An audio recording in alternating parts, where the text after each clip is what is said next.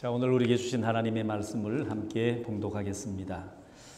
오늘 말씀은 신약 요한복음 15장 1절 말씀부터 7절까지의 말씀입니다.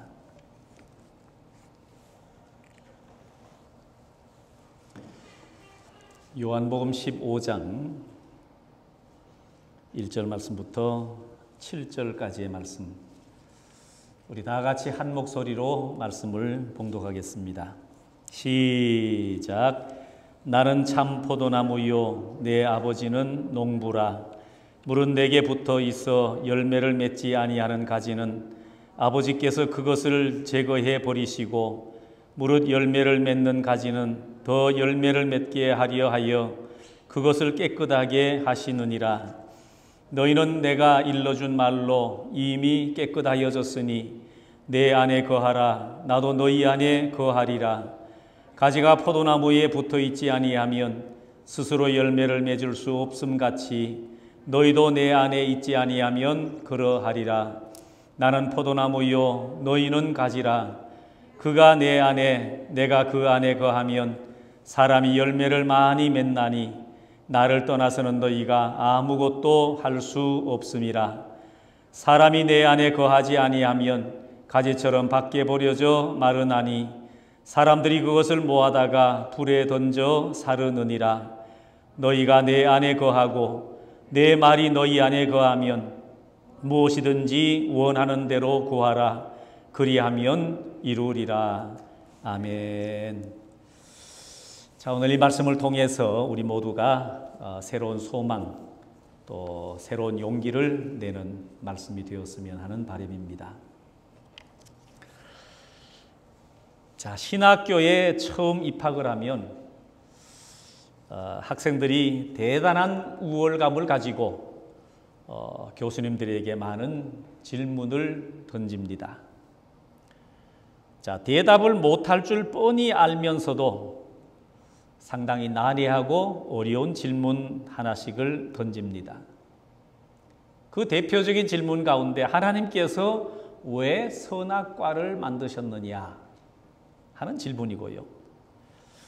또 그 선악과를 만들었다면 그것을 따먹을 때에 왜 가만두셨느냐, 그때 확 떠밀어 버리든지 손을 탁 쳤든지 해서 만약에 그렇게 해주셨다면 우리가 좀 덜 고생을 하고 왜 그때는 놔두셨다가 나중에 메시아를 보내는 등 이게 복잡하게 만드시느냐, 뭐 이런 질문을 던집니다. 자, 그리고 배반할 줄 알면서 왜 가룟 유다를 예수님께서 제자로 선택하셨습니까? 뭐 이런 질문들을 이렇게 하게 됩니다. 그런데 교수님들의 입장을 들어보면 해마다 입학하는 학생들에게 그런 질문을 똑같이 받는다는 겁니다. 여러분, 아이들이 이제 5살, 6살, 7살이 되면 던지는 질문이 있습니다. 엄마, 죽는다는 게 뭐야? 아기는 어떻게 만들어지는 거야? 자, 가장 쉽고도 중요한 질문이지만 어른들은 이런 대답을 명쾌하게 잘 하지를 못합니다. 제가 성지순례로 한 번은 그리스를 갔을 때에 성경에서 말한 아덴, 요즘 말로 아테네라고 하는 그 시내를 관광을 하고 보고 느낀 것이 있습니다. 자, 그 아테네는 세계적인 유명한 철학자들이 거기에서 철학을 얘기했던 사람들입니다. 소크라테스, 플라톤, 아리스토텔레스 등 이 고대 히랍 철학자들이 가졌던 그 의문들에 대해서 요즘도 지혜 있는 청년들이 모여가지고 토론을 하고 있더라는 겁니다. 자, 아테네 중심에 가면 성경에도 등장하는 아레오바고라고 하는 언덕이 있습니다. 그 언덕 가운데는 큰 넓고 평평한 바위가 이렇게 하나 있는데, 그 언덕에 올라서 때로는 그 바위에 올라가지고 요즘에도 오후만 되면 그 언덕에 한 30-40명씩 모여가지고 열심히 시간 가는 줄 모르고 토론을 한다는 겁니다. 2000년, 3000년 전에 논의했던 그 문제를 아직도 얘기하고 있다는 겁니다. 세월이 바뀌고 사람이 바뀌어서도 끊임없이 그 문제를 가지고 얘기하지만 역시 해답은 나오지를 않는 겁니다. 아마 앞으로도 2000년, 3000년 지나도 아마 그 대답에 해답은 나오지를 않을 거라고 생각을 합니다. 그들이 토론하는 주제가 무엇인지 압니까? 닭이 먼저냐, 계란이 먼저냐, 사느냐, 죽느냐, 이것이 문제로다. 산다는 게 도대체 무엇이고 죽는다는 게 또 뭐냐? 여러분, 이런 걸 아무리 토론해봐도 그 정확한 해답이 나올 수가 있겠습니까? 지난 수천 년 동안 토론했는데 그 결론이 없으니까 오늘날에도 또 모이고 또 모이고 모이는 겁니다. 여러분, 예수님께서 오늘 본문을 통해서 대답하시는 것을 한번 보십시오. 천지가 창조되고 아담과 하와가 타락한 이후에 오늘까지 우리 모두가 고민하면서 해결하지 못한 문제를 예수님께서 아주 간단하게 그리고 확실하게 대답을 하셨습니다. 분명한 말씀으로 대답을 하십니다. 5절 말씀 보십시오. 나는 포도나무요 너희는 가지라. 그가 내 안에 내가 그 안에 거하면 사람이 열매를 많이 맺나니 나를 떠나서는 너희가 아무것도 할 수 없습니다. 자, 모든 인간은 포도나무에 붙어 있어야 될 가지라고 말씀을 하십니다. 그러니까 하나님과 나는 본래 그런 관계라는 거예요. 그런데 인간이 범죄한 다음에 거기서부터 떨어져 나간 겁니다. 그러니까 어느 누구의 문제가 아니라는 겁니다. 모두가 다 문제를 안고 살아가고 있는 겁니다. 자, 사람이 살아가는데 얼굴이 각자가 다 다른 것처럼 문제가 다 다릅니다. 내 문제 다르고 여러분의 문제가 다른 거예요. 자, 이 문제를 어떻게 해결할까 고민하면서 우리는 간절하게 기도를 하게 됩니다. 그런데 오늘 우리 주님의 말씀은 우리가 문제를 해결하려면 기도하는 일도 참 중요하지만 그보다 더 중요한 것은 가지로서 나무에 붙어 있어야지 가지가 다른 데 가면 무슨 소용이 있느냐 그런 말씀을 하고 계십니다. 가지가 사는 길은 가지가 승리하는 길은 나무에 붙어 있는 길이라는 겁니다. 바로 그 나무는 예수 그리스도를 상징해 주고 있다는 겁니다. 자, 세계 인구가 70억이 넘는데 그 70억이 넘는 인구가 다 그리스도의 가지가 되어야 된다는 겁니다. 그러면 전에도 지금도 또 앞으로도 그 가지만 된다면 모든 해답은 우리 그리스도께서 주신다라는 겁니다. 여러분, 아담과 하와 이후에 유대인의 문제, 이방인의 문제, 오늘까지 우리가 수많은 문제가 있지만 그 해답은 언제나 단 하나, 그리스도께로 향하여 있다라는 겁니다. 모든 것이 주님이 해결하신다는 겁니다. 자, 선지자들이 그렇게 말을 했고 하나님께서 또 그렇게 말씀을 하고 있고 성경을 기록한 모든 기록자들이 똑같이 그렇게 말씀을 하고 있는 겁니다. 오늘 주님께서 포도나무에 대한 비유를 가지고 말씀하시는데 이스라엘을 포함한 그 팔레스틴 지역의 대표적인 과수나무를 들라고 그러면 세 종류의 나무가 있습니다. 하나는 포도나무, 또 하나는 감람나무, 올리브를 말하죠. 그리고 무화과나무.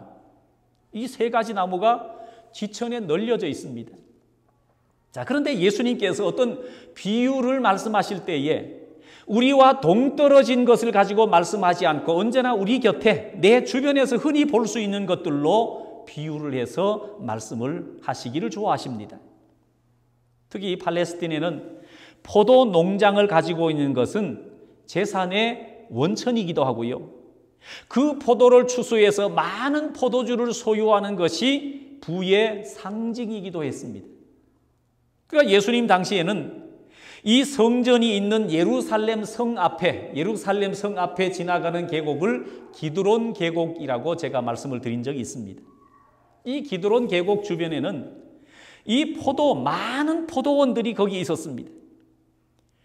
자, 예수님이 포도나무 비유에 있어서 당시 이스라엘 사람들에게는 매우 친밀한 것이기 때문에 예수님께서 포도나무나 포도원에 대한 비유를 드실 때에 아마 그 비유가 이렇게 이해하기에 별 어려움이 없었을 거라고 저는 생각합니다. 그래서 성경에도 포도나무에 대한 비유가 많고 포도원에 대한 규례가 굉장히 많은 곳에 말씀을 해두고 있습니다. 자, 첫째를 보면 그렇습니다. 수확할 때는 조금도 남김없이 모조리 수확해서는 안 된다. 일부에 남겨두라는 거예요. 이건 포도도 그렇고 어떤 곡식도 그렇고 일부를 남겨두라는 겁니다. 그래야 유랑하는 나그네나 가난한 고아나 과부들을 위해서 배려하는 것이라는 거예요.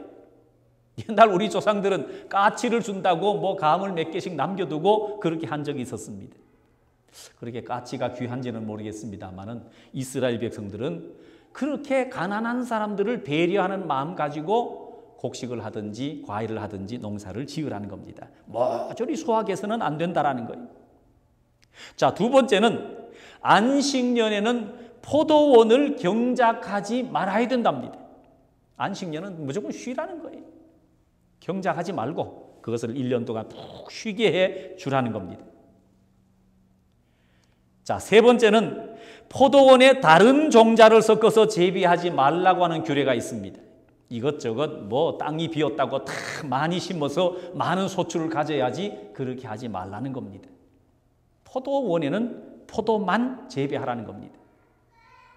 자, 어떤 의미에서 그렇게 말씀하지는 몰라도 아마 좋은 열매를 걷기를 원하셔서 그렇게 말씀하셨지 않느냐 생각을 해볼 수 있습니다. 마지막 끝으로 포도원을 만들고 그 소산을 먹어보지 못한 사람들은 병력 의무에 면제되는 특혜를 받았는데, 그래서 이 당시 이스라엘 생활 속에서는 이 포도원에 대한 밀접한 연관이 있음을 보여줍니다. 그래서 오늘도 예수님께서는 하나님과 우리의 어떤 관계 속에서의 모든 것을 설명하실 때에 다른 것으로 말씀하지 아니하고 포도나무를 비유를 들어서 바로 하나님은 포도원 주인이신데 이 포도나무는 예수 그리스도, 너희는 가지다. 이 짧고 명료한 것으로 설명을 마치십니다. 자, 그리고 예수님은 이 포도나무에 대한 비유를 말씀하실 때에 이스라엘 백성들에 대해서 또 하나님의 나라에 대해서 마지막 하나님의 심판을 나타낼 때에 반드시 포도나무의 비유를 들어서 말씀하시곤 했습니다. 자, 특별히 오늘 말씀은 예수님과 성도와의 관계를 나타내실 때에 이 말씀을 적용해서 말씀을 하셨는데 5절 말씀을 다시 한번 볼 수 있길 바랍니다. 나는 포도나무요 너희는 가지라 그랬습니다. 여러분, 포도나무와 가지로 비유해서 지금 말씀을 하고 있습니다. 자, 주님과 나와의 관계가 어떤 관계냐? 포도나무와 가지라는 거예요. 특별히 우리 삶의 여러 가지 문제들을 많이 이렇게 겪고 있을 때 기도해서 응답을 받는 문제를 가장 쉽게 포도나무의 비유를 통해서 말씀을 해주고 있습니다. 여러분, 성경의 기록 가운데 일반 성도들은 참 잘 이해하지 못하는 헬라어의 진리 하나가 있습니다. 헬라어를 공부하면 이걸 모르고서는 헬라어를 다 이해하기 어렵다 할 정도로 헬라어의 중요한 진리가 하나 있습니다.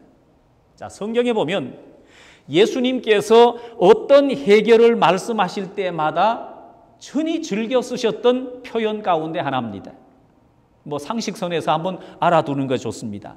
에고 에이미라고 하는 단어가 있습니다. 에고 에이미. 뭐 적어놓든지 머릿속에 담아놓든지 한번 해보십시오. 에고 에이미. 자, 이 에고 에이미라고 하는 단어가 무슨 뜻인가 하면 나는 무엇이다 그런 얘기입니다. 나는 이거다 무엇이다 할 때 이 단어를 에고 에이미라고 표현을 합니다. 그러니까 예수님께서 어떤 문제 해결을 말씀하실 때마다 이 단어를 꼭 사용하셨습니다.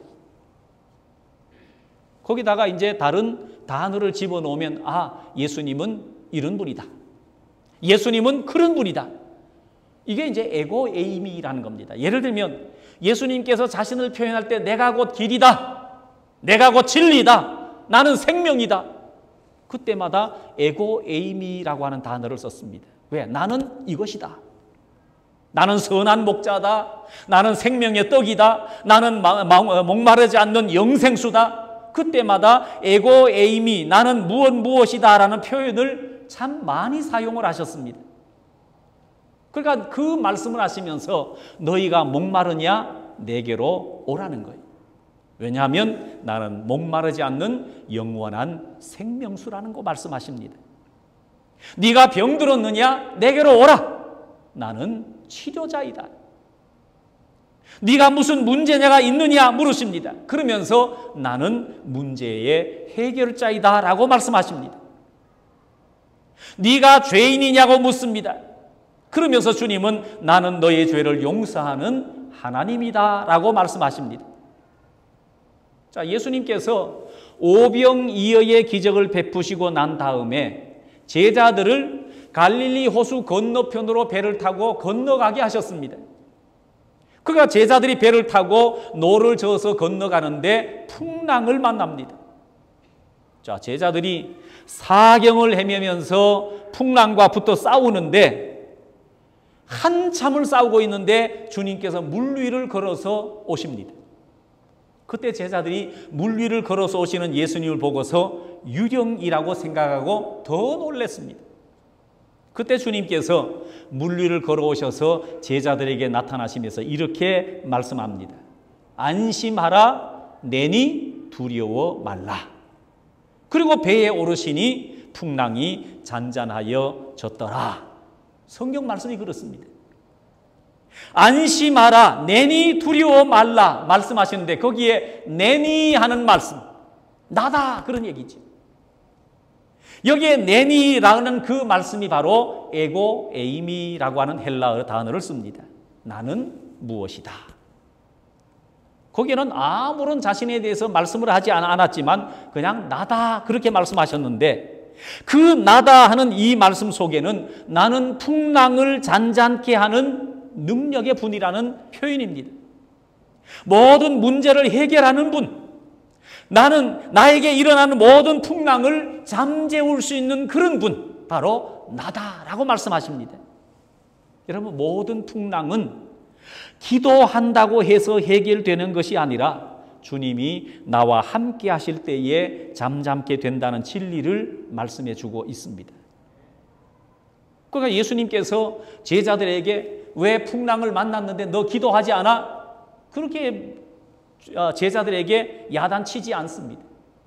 예수님이 배에 오르시니 풍랑이 잔잔하여졌더라. 여러분, 인생이 무엇입니까? 우리는 인생을 복잡하게 설명을 해도 여러분 결론을 못 내는데 우리 주님은 내가 곧 인생의 길이다 라고 말씀합니다. 사망을 해결하는 바로 그 생명이라고 주님은 말씀하시고요. 에고 에이미, 내가 바로 나다라고 말씀합니다. 그러니까 내게 오면 생명을 얻는다라는 거예요. 여러분, 중요한 것이 무엇입니까? 인생이 그리스도를 떠나서 이 사막 같은 땅에서 힘을 자랑할 것이 아니라 빨리 예수님에게로 나아가는 삶이 중요하고 시급하다라는 겁니다. 자, 성경에는 우리가 예수님께로 나아가는 것을 때로는 접붙이는 것에다 비유해서 말씀을 하고 있습니다. 저는 시골에서 자랐기 때문에 이 접붙이는 일을 종종 해보곤 했습니다. 자, 신기한 일은 우리가 과일을 먹고 그 씨를 심었는데 거기에서 나오는 결과는요, 똑같은 품종이 나오지 않더라는 겁니다. 가령 예를 들면 감을 먹고 거기 씨를 심었는데 거기서 올라오는 나무에 맺히는 것은요, 돌감이 나오는 겁니다. 복숭아를 먹고 그 씨를 심었는데 참 복숭아가 나오는 게 아니라 개 복숭아가 열리더라는 겁니다. 살구를 먹고 그 씨를 심었는데 참 살구가 나오는 게 아니라 개 살구가 나오더라는 거예요. 그러면 거기에서 좋은 품종의 열매를 맺히게 하려면 어떻게 되느냐? 접붙이기를 해야 된다는 겁니다. 개 복숭아 나무에 참 복숭아 가지를 접을 붙이면 거기서 나무는 개 복숭아 나무인데 참 복숭아가 그 가지를 통해 열리게 되더라는 겁니다. 게살구 나무인데 거기에 참살구 눈을 따서 접붙이게 하면 그 가지에서 참살구가 열리는 겁니다. 우리가 예수를 믿는다고 하는 것은 여기에 비유해서 말씀을 하고 있습니다. 우리는 아무리 살펴봐도 내가 사망의 문제를 해결할 수가 없는 겁니다. 우리는 살아봐야 머지않아 곧 죽게 될 것입니다. 지옥에 갑니다. 그러니까 이리 가도 저리 가도 죽는다라는 거예요. 내 삶에 전혀 답이 안 나온다는 겁니다. 죄의 문제, 구원의 문제, 하나님의 자녀된 문제, 내세의 문제, 여러분 하나도 해결되지 않습니다. 문제를 해결해 줄 자가 아무도 없다라는 거예요. 우리는 이런 모든 문제를 어떻게 해야 되느냐? 성경은 간단하게 말씀합니다. 그리스도께로 나아가야 된다라고 말씀합니다. 그리스도께로 나와야 영원한 생명을 얻습니다. 그러니까 내가 사는 것은 그리스도 안에 있기 때문에 사는 것이고요. 그리스도를 떠나면 이미 죽은 것입니다. 여러분 담쟁이 넝쿨 아십니까? 어떤 집 벽에 보면 담쟁이 넝쿨로 가득한 집이 있습니다. 가끔 착각을 할 때가 있습니다. 아, 저 담쟁이 넝쿨이 저 시멘트 벽에다가 어떻게 뿌리를 대고 살아갈 수 있을까? 그런데요, 자세히 가서 보면 그 벽에다가 뿌리를 대고 살아가는 게 아니라 땅에 뿌리를 받고 있는 그 줄기에 붙어 있으면 이게 아무리 길게 뻗어가 있어도 살아 있더라는 겁니다. 자, 포도를 재배하는 농장에 가보면 그의 포도 농사 수확을 마치고는 다음에 포도 농사를 위해서 반드시 해야 되는 일 가운데 하나는 가지치기를 합니다. 가지치기를 하면 나무에 있는 가지나 떨어진 가지나 다 죽은 것처럼 앙상해 보입니다. 그러나 봄이 되면 뿌리가 있는 나무에 붙어 있는 가지는 다 살아서 우미 트고 푸른 잎을 다시금 내게 됩니다. 그러나 가지로부터 잘라진 줄기들은 앙상하게 말라버리는 겁니다. 그래서 중요한 것은 가지에 붙어 있느냐 하는 겁니다. 자, 4절 말씀 보십시오. 내 안에 거하라 나도 너희 안에 거하리라. 가지가 포도나무에 붙어 있지 아니하면 그랬습니다. 내 안에 거하라고 하는 말씀은 가지가 포도나무에 붙어 있듯이 붙어 있으라고 하는 겁니다. 자, 다시 7절을 가봅니다. 너희가 내 안에 거하고 내 말이 너희 안에 거하면 무엇이든지 원하는 대로 구하라. 그리하면 이루리라 그랬습니다. 자, 여기에서 중요한 게 뭡니까? 어떤 사람들은요, 참 기도가 중요하다고 생각을 합니다. 이 말씀을 보고서. 맞는 말이죠. 우리 믿는 사람에게 기도가 참 중요합니다. 그러나 그보다 더 중요한 것이 있는데 그게 뭐냐 하면 가지가 나무에 붙어 있는 게 더 중요하다. 자, 성경을 읽다 보면 특히 복음서에 나타난 주님의 말씀을 읽다가 보면 주님께서 무엇을 행하시든지 중요한 것에는요 언제나 명령형으로 말씀을 하는 것을 볼 수가 있습니다. 명령형. 주님께로 나온 병자들을 향해서 안전병에게 뭐라고 말씀합니까? 일어나라. 벙어리에게 에바다. 열려라. 죽은 나사로의 무덤에 가셔서 나사로야 나오라. 거기다 대고 하나님 일어나게 해주십시오. 말하게 해주십시오. 살아나게 해주십시오. 그렇게 하지 않았다라는 거예요. 왜요? 그 말씀 속에는 주님이 바로 치료의 근원이시다라는 겁니다. 심지어 어떤 자연적인 현상이 나타날 때도 주님은 명령하셨습니다. 풍랑이 일어날 때 바람아 잠잠하라. 열매 맺지 못하는 무화과를 향해서도 저주하셨습니다. 아마 마를지어다 그렇게 하셨는지 모르겠습니다. 여러분 이것은 모든 것의 근원이시라는 말씀입니다. 주님을 언제나 나는 해결할 수 있다고 말씀하십니다. 그래서 풍랑이 일어날 때도 염려하지 말라고 하십니다. 여러분, 사복음서에 다 기록되어져 있는 말씀 중에 하나가 오병이어의 기적입니다. 장정 5,000명에 비하면 보리떡 5개, 물고기 2마리, 이것은 거의 없는 것과 같습니다. 그런데 주님은 염려하지 말고 자리에 다 앉혀라. 그래서 50명씩 100명씩 앉혔습니다. 그러면서 주님 하신 말씀이 내가 곧 생명의 떡이다 라는 겁니다. 여러분, 보리떡 5개, 물고기 2마리로도 5,000명을 먹이고도 남음이 있었던 사건이 되었습니다. 그래서 우리가 힘들고 어려운 문제가 생길 때에 간절하게 기도하는 일도 중요하지만 그보다 더 중요한 것은요, 가지가 나무에 붙어 있듯이 내가 예수님에게 붙어 있는 것이 먼저라는 사실입니다. 우리는 주님과 동떨어져 있다가 어떤 문제가 생기면요, 그때서야 부랴부랴 나와서 막 기도를 합니다. 뭐 기도 안 하는 일보다 하는 일이 더 소중하다고 여겨질 수 있겠지요. 그러나 기도하는 일보다 더 중요한 것은요, 가지가 나무에 붙어 있는 일이 더 중요하다라는 거예요. 그래서 여러분, 코로나보다 더 중요한 일이 생긴다 할지라도 가지에서 떨어지지 마시길 바랍니다. 내가 주님 앞에 붙어 있는 것, 그게 믿음이라는 겁니다. 그래서 오늘 주님의 이 선언이 얼마나 간단하고 분명한 선언입니까? 얼마나 간단하고 확실한 대답입니까?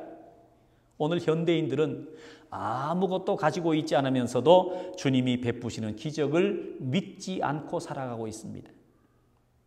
저도 좀 잘난 척 하려고, 좀 아는 척 해보려고 기적을 피하는 설교를 의도적으로 할 때가 많았습니다.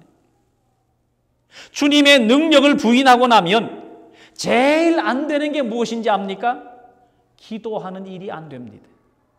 여러분, 기적을 안 믿는데 내가 어떻게 기도할 수 있습니까? 여러분, 성경에 말씀하시는 주님은 그 행하시는 것들이, 그 말씀하시는 것들이 전부 기적뿐이었다라는 거예요. 우리가 고상한 척하고 아는 척하면서 학자들의 얘기를 들먹이면서 말하지만 여러분, 거기에는 아무것도 없는 겁니다.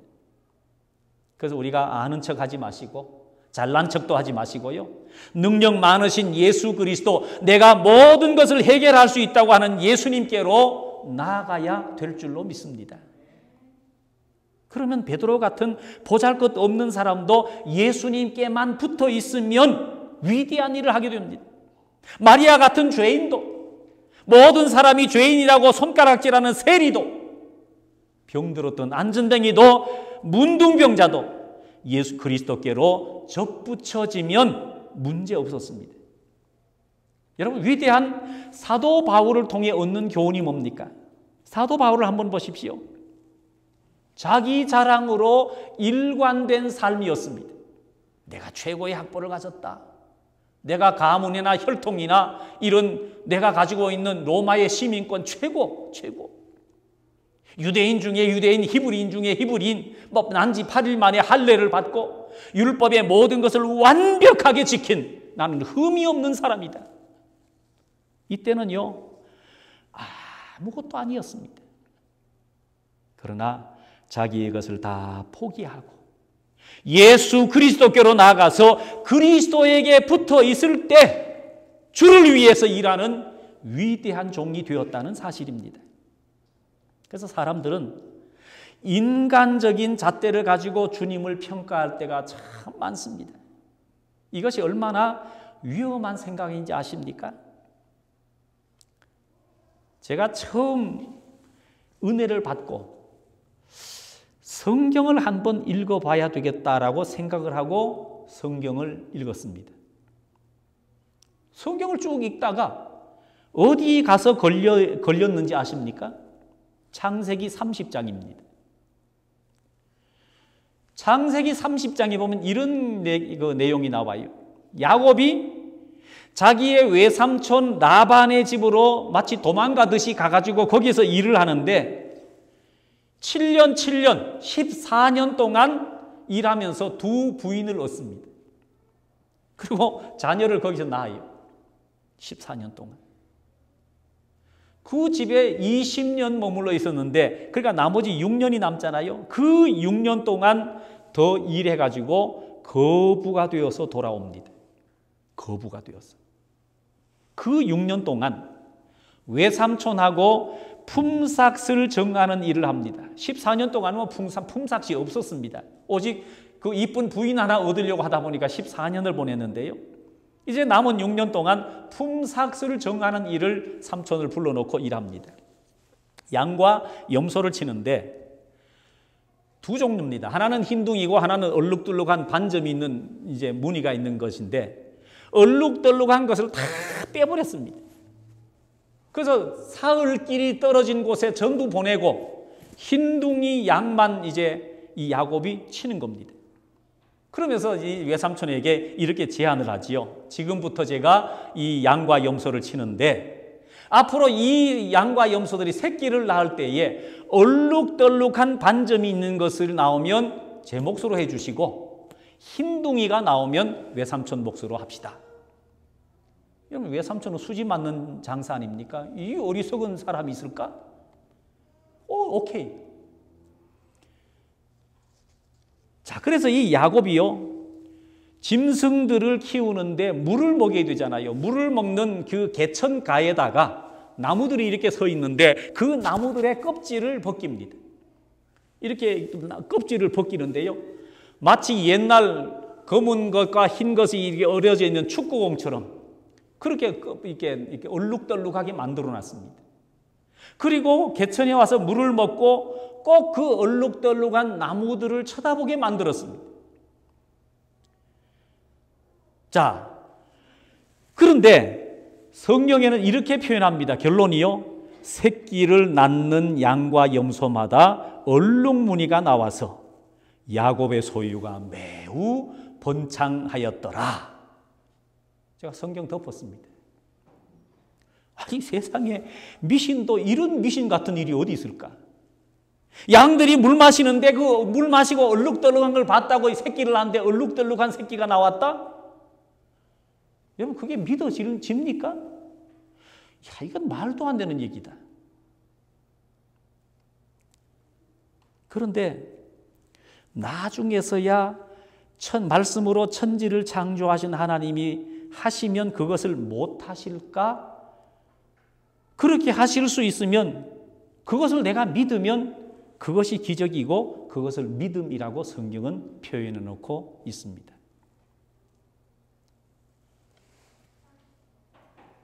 여러분, 야곱이 단순히 미신 같은 그런 생각만 하고 그랬을까요? 하나님 앞에 간절히 기도하고 하나님이 행하시면 말씀으로 천지를 창조하신 그 능력으로 이 일도 충분히 하실 것이다. 그 믿음 가지고 나갔더니요, 그렇게 되었다라는 거예요. 그런데 단 6년인데요. 그래서 야곱이 먹인 양과 염소가 몇 마리였는데 그렇게 된지는 몰라도 야곱의 소유가 날로 늘어간 겁니다. 마침내 거부가 되어서 돌아왔더라. 여러분, 그런 관점을 가지고 성경을 보고 성경을 읽어보니까요, 성경에는 내가 이해하지 못하는, 내가 이 세상의 어떤 여러 가지 지식이나 경험이나 모든 것을 동원해서도 인정할 수 없는 정도의 엄청난 기적들이 성경에는 넘치고 넘쳐 있습니다. 여러분, 예수님이 얼마 있지 않으면 성탄절인데 마리아가 여러분 성령으로 잉태되어서 아들을 낳았는데, 예수 그리스도를 여러분, 처녀가 아무 일도 없는데 성령으로 잉태해서 아들을 낳았다? 그런 기적이 여러분 세상에 어디 있을까요?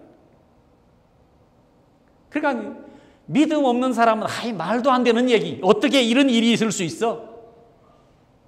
물 마시고 그 얼룩덜룩 쳐다봤는데 새끼를 그렇게 낳아? 말도 안 된다고 얘기하지만요, 믿음의 눈을 떠서 바라보면 전부가 기적 덩어리다라는 거예요. 성경이. 가지가 포도나무에 붙어 있으면, 오늘 내가 하나님에게 붙어 있으면 그 믿음을 통해서 나타나는 것들이 바로 기적이라는 사실입니다. 이것을 믿고 기도하시면 그 기도를 통해 하나님은 또 다른 새로운 기적을 우리에게 베푸실 줄로 믿습니다. 여러분, 이 기적 같은 일을 나타내시는 역사를 주님은 가장 간단하고 확실하게 대답을 해주고 있습니다. 나는 포도나무요, 너희는 가지라. 그 가지가 포도나무에 붙어 있을 때 풍성한 소출을 낼 수가 있다라고 말씀해 주고 있습니다. 그래서 오늘 우리 모두는 가지이기 때문에 내가 예수 그리스도에게만 바르게 붙어 있으면, 우리 모든 것을 베풀어 주시는 하나님에게만 바르게 붙어 있으면 내 삶 속에는 말할 수 없는 기적들로 가득 채워지게 될 것입니다. 바로 이런 은혜가 오늘 저와 여러분 삶 가운데 넘치게 되시기를 주님의 이름으로 축원합니다. 사랑하는 성도 여러분, 오늘 우리 성도의 삶은 세상 것으로 살아갈 수 있는 존재가 아닙니다. 예수님이 포도나무이셨듯이 우리가 거기에 딸린 가지라는 겁니다. 가지는 나무에 붙어 있을 때에 풍성한 열매를 맺힐 수가 있는 겁니다. 바로 성도의 삶은 그와 같다라고 말씀하셨습니다. 이 한 주간도 말씀대로 순종하는 삶을 사셔서 하나님이 영광 받으시는 성도의 삶을 살아가실 수 있기를 주님의 이름으로 부탁을 드립니다. 이제는 우리 주 예수 그리스도의 은혜와 하나님 아버지의 그 놀라우신 사랑과 성령의 교통하심과 인도하심이 오늘 거룩한 주일 주님 전에 나와 믿음으로 예배하는 온 성도들 머리 위에 이제로부터 영원토록 함께 계실지어다. 아멘.